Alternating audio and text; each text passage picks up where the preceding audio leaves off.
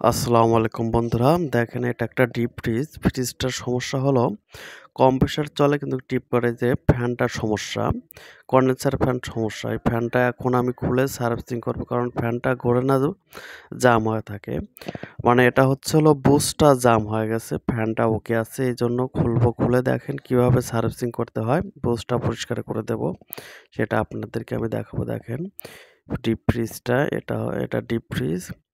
এই যে দেখেন খুলে ফেলছি। এটা হচ্ছে এসি ইলেকট্রিক্যাল বলে। এই যে দেখেন, এই যে ট্র্যাপ, এই যে এই সাইডে বুশটার সমস্যা, এই বুশটা খুলে নিয়ে আসছি। এখন এই যে কয়েল পড এবং এই যে দুই সাইডে বুশ, বেয়ারিং নাই। বেয়ারিং থাকলে বেয়ারিংটা চেঞ্জ করে দেওয়া যেত। যেহেতু এটাতে বেয়ারিং নাই, বুশ এখন মোটরটা ভালো আছে, এই জন্য বুশটা কি করব, বুশটা ফাইন করে খুলে ওয়াশ করে আবার লাগিয়ে দেব।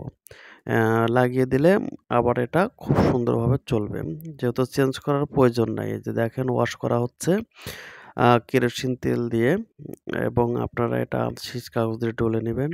ওয়াশ করা শেষ, এখন লাগিয়ে দেব, ফিট করে দেওয়া হবে। এবং দেখেন আমার লাগানোর পর এই যে দেখেন কম্প্রেসার এবং ফ্রিজও চলতেছে। দেখেন ফ্যান চলতে আছে, ইনশাল্লাহ খুব সুন্দর, কোনো সাউন্ড নাই, সাউন্ড ছাড়া চলতেছে। এবং অবশ্যই আমার চ্যানেলটা যদি ভালো লাগে, সবাই লাইক এবং কমেন্ট এবং সাবস্ক্রাইব করে দিয়ে পাশে থাকবেন এবং কমেন্টে জানাবেন।